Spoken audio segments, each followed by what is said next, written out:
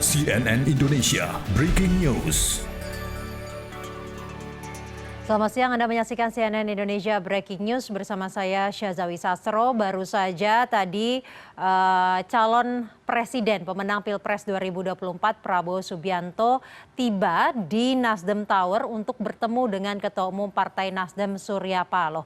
Dan untuk mengetahuinya bagaimana kondisi saat ini, kita akan bergabung dengan produser lapangan CNN Indonesia Nabila Putri yang saat ini berada di Nasdem Tower Jakarta.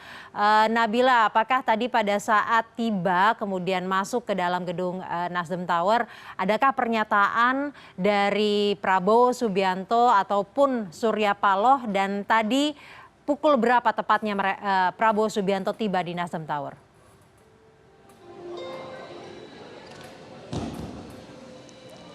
Ya, selamat siang, Saza. Betul sekali, memang calon presiden terpilih Prabowo Subianto sudah tiba di Nasdem Tower tadi sekitar pukul 13.30 waktu Indonesia Barat. Diketahui Prabowo Subianto ini berangkat dari Kementerian Pertahanan, juga didampingi dengan sejumlah elit dari Partai Gerindra. Di antaranya tadi ada Sekjen Partai Gerindra Ahmad Muzani, kemudian juga ada Ketua Harian Partai Gerindra Sufmi Dasko, kemudian juga Wakil Ketua Umum Gerindra ada Prasetyo dan juga Sugiono.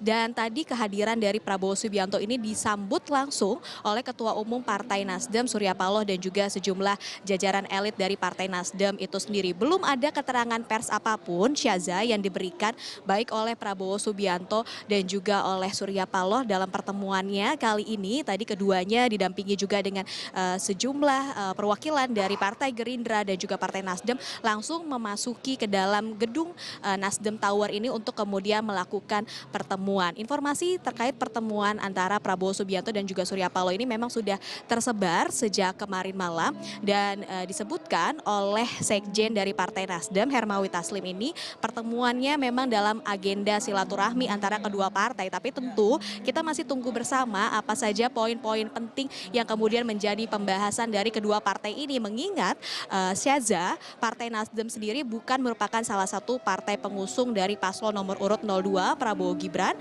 dan sebelumnya ini Partai Nasdem memang mengusung paslon nomor urut 01 Anies Muhaimin.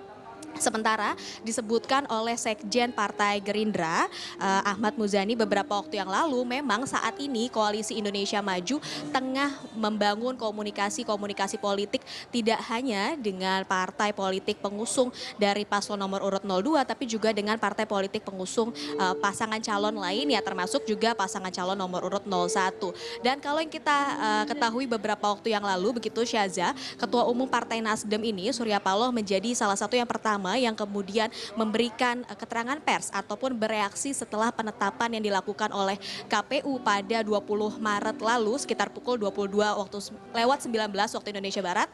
Tidak lama setelahnya kemudian ada keterangan pers dari Surya Paloh yang menyatakan bahwa Partai Nasdem menerima hasil baik itu dari pemilihan presiden maupun juga dari pemilihan legislatif, namun tentu juga dengan sejumlah catatan yang disampaikan sebelumnya oleh Ketua Umum Partai Nasdem Surya Paloh. Tapi belum dapat diartikan apakah penerimaan ini kemudian juga dalam konteks pertemuan dengan Prabowo Subianto hari ini akan menjadi sinyal positif apakah partai yang satu ini ataupun Partai Nasdem akan turut bergabung kepada Koalisi Indonesia Maju pemerintahan Prabowo Gibran 2024-2029 yang akan datang. Sementara itu, untuk tim nasional Anies Muhaimin diketahui juga telah melakukan pendaftaran ke Mahkamah Konstitusi terkait dengan permohonan perselisihan hasil pemilu. Kemarin menjadi yang pertama melaporkan gugatan tersebut ke Mahkamah Konstitusi di hari pertama, yakni pada kemarin pagi. Seperti itu. Kita masih menanti bersama, Syaza, kira-kira poin-poin apa saja yang kemudian akan disampaikan. Dan kalau kita melihat ke belakang saya, ini Syaza bisa dilihat, ini tampak juga sudah disiapkan seperti itu untuk baik itu perwakilan dari Partai Gerindra ataupun Partai Nasdem dapat memberikan keterangan pers kepada awak media. Seperti itu sudah disiapkan. Kita juga masih menanti bersama poin-poin apa saja yang kemudian akan disampaikan. Kalau kita lihat situasi di Nasdem Tower ini juga sudah ramai sejak siang hari tadi, dipadati oleh sejumlah awak media yang sama-sama menanti pernyataan pers dari kedua tokoh nasional ini. Dan sebelumnya memang seperti bagaimana yang tadi saya sampaikan, sejumlah pihak tidak mau berburu-buru menyimpulkan apakah kemudian pernyataan dari Surya Paloh sebelumnya dalam keterangan pers usai penetapan oleh KPU ini merupakan pertanda jika Partai Nasdem ini akan bergabung ke dalam koalisi pemerintahan Prabowo Gibran. Padahal yang disebutkan juga sebelumnya, seperti itu Syaza, memang direncanakan Prabowo Gibran ini ingin membangun koalisi yang besar dalam pemerintahannya di 2004 ataupun 2004 hingga 2009 yang akan datang. Juga disebutkan jika memang sudah ada upaya untuk mendekati baik itu parpol pengusung paslon nomor urut 01 ataupun paslon nomor urut 03 untuk kemudian sama-sama duduk bersama gitu membahas masalah juga soal kebangsaan dan lain sebagainya, juga terkait apakah kemungkinan adanya partai lainnya yang kemudian bergabung ke dalam koalisi Indonesia Maju pemerintahan Prabowo Subianto dan juga Gibran Rakabuming Raka untuk periode 2024-2029. Kalau kita melihat waktu yang tersisa, ini Presiden Jokowi memiliki sekitar 7 bulan hingga nanti purna tugas seperti itu Syaza. Artinya memang ada sejumlah transisi yang juga disiapkan oleh calon presiden dan juga wakil presiden terpilih untuk kemudian melanjutkan pemerintahan yang akan datang agar memang transisinya ini dapat berjalan dengan baik. Apalagi yang kita ketahui bersama banyak sekali yang kemudian menjadi pekerjaan rumah bagi calon presiden dan juga calon wakil presiden terpilih seperti itu. Kita masih akan tunggu bersama apakah akan ada pernyataan resmi begitu dari keduanya, apa memang Partai Nasdem ini akan bergabung atau seperti apa, kita akan sama-sama menanti. Dari Nasdem Tower kembali ke studio, Syaza. Baik Nabila, kami juga akan menanti perkembangannya dari Anda. Apakah nanti setelah selesai pertemuan akan ada pernyataan pers dari keduanya. Terima kasih produser lapangan CNN Indonesia Nabila Putri. Dan saya akan membahasnya lebih dalam dengan Direktur Eksekutif The Political Literacy Institute, Gun Gun Herianto. Selamat siang Mas Gun Gun. Selamat siang Mbak Saja. Mas Gun Gun, sinyal apa yang bisa dibaca dari pertemuan siang hari ini? Ini jelas sinyal penjajakan ya, komunikasi politik dalam konteks pembentukan pemerintahan. Karena bagaimanapun setelah proses penetapan kemarin oleh KPU, agenda yang terdekat yang harus dirancang dan dibangun oleh pasangan Prabowo Gibran adalah pembentukan pemerintahan. Nah, kalau kita lihat hasil pemilu legislatif itu jelaskan komposisinya kurang menguntungkan bagi pasangan yang menang. Kenapa? Karena dari 8 parpol yang kemudian masuk menjadi penghuni DPR periode 2024-2029 itu terbelah menjadi 2 elemen besar. Yang pertama adalah partai pengusung mereka di Pilpres sebesar 43,17%. Itu terdiri tentu dari Partai Gerindra, Partai Golkar, kemudian Partai Demokrat dan Partai Amanat Nasional. Nah, kemudian kalau kita baca partai yang di luar mereka, pengusung 01 dan pengusung 03 itu dari sisi komposisi jumlahnya lebih besar, yaitu 45,41%.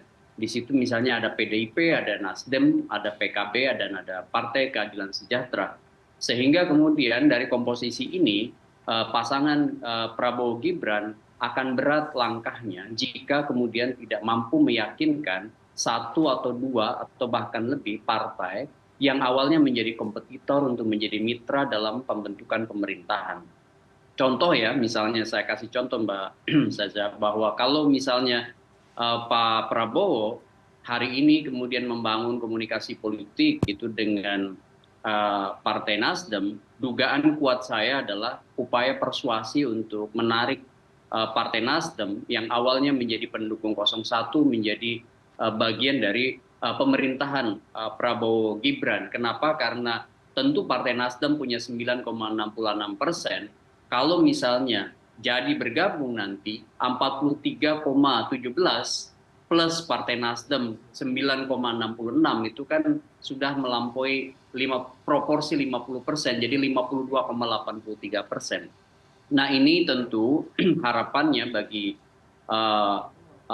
pasangan Prabowo Gibran yang akan menjadi presiden dan wakil presiden definitif nanti setelah pelantikan, itu harapannya tentu relasi kuasa antar eksekutif legislatif. Kenapa? Karena dengan komposisi yang ada sekarang 43,17%, tentu akan sangat berat meloloskan ragam prioritas program kebijakan yang akan dieksekusinya. Kira-kira begitu bacaan.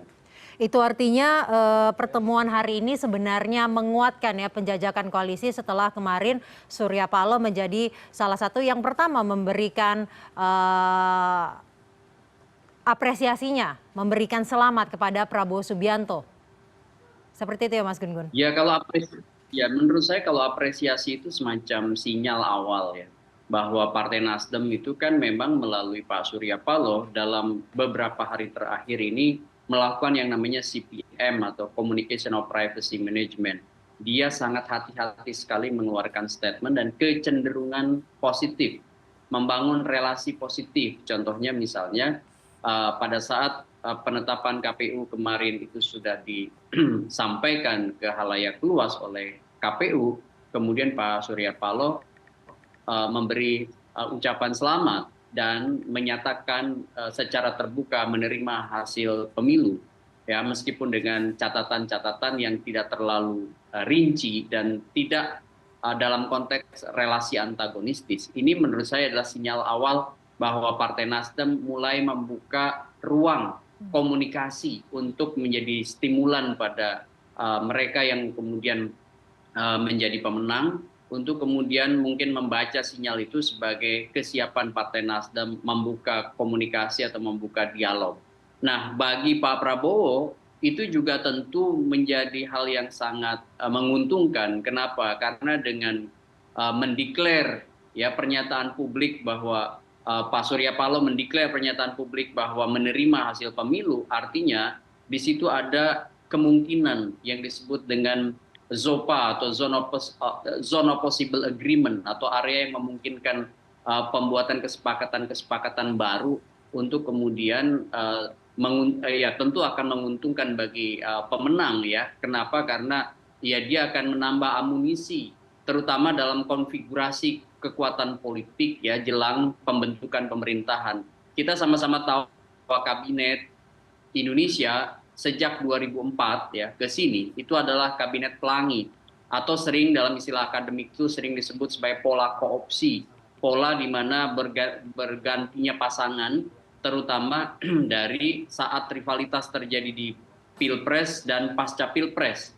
Nah, ini yang kemudian kalau kita lihat banyak partai yang awalnya menjadi kompetitor dan kemudian balik badan atau balik arah dan kemudian menjadi bagian dari kelompok yang berkuasa, itu tentu dibaca sebagai keuntungan bagi Pak Prabowo. Kenapa? Karena highly fragmented multi-party system. Indonesia itu kan kekuatan politiknya itu terfragmentasi sedemikian rupa begitu sehingga kemudian memungkinkan komunikasi persuasif dilakukan dengan kompetitor yang tertarik punya kepentingan sekaligus tentu ya berkeinginan investasi jangka panjang dalam kekuasaan 5 tahunan. Sebut aja dalam konteks ini adalah power sharing.